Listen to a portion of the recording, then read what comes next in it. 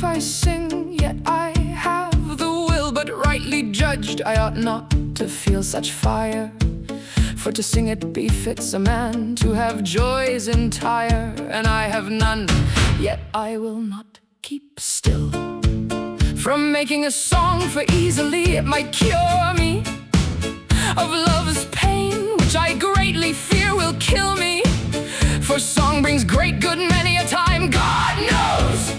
I do not hope for that, so great my longing grows. But I will sing, for I have this comfort's aid, if the song pleases me, and it harms not, though it bring no aid.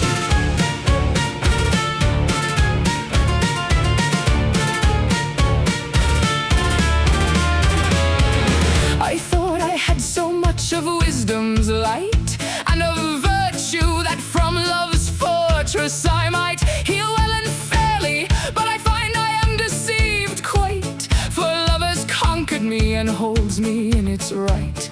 Yet I say truly, the fault is none of mine, but it belongs to my false companion's line.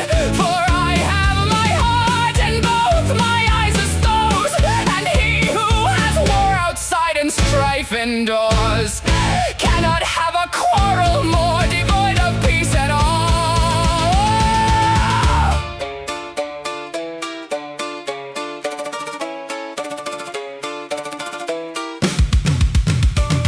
I would be like the forest in strength before the fall, before my eyes had falsely by her smile betrayed me to her who conquered me without guile. Then I'd not need to fear love's strength at all, for the forest would not fear the axe's blade unless the wooden haft came to its aid. Nor would I, love, have ever stood in fear of you if my own men had not turned my foes untrue.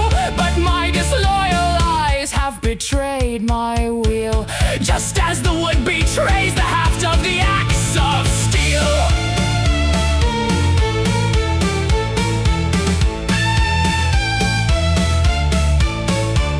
For you entered love through my own sight's appeal into my heart, and the heart did a treacherous deal, housing you without counsel of my mind. But since both have done what you design, do good to them by your own courtesy, for so it is fitting to a good lordship's degree. For myself I ask not, only make them joyous, those traitors who have made me so covetous, that I shall be thankful to the heavenly King above, if I may pray for those who bring me mortal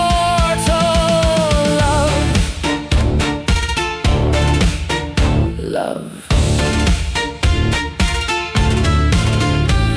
Yet I dare ask you, love, for mercy still, though I am yours a little by forced will, not to be so barren of compassion's show. For as I am strong and conquering, even so shall I be strong. Be it wisdom or be it madness, in serving you in my mind which chastens me with sadness, I will forget nor think there ever was any lover toward you more timorous. But well you know, when from service one takes pain, the rest of people fear the like again.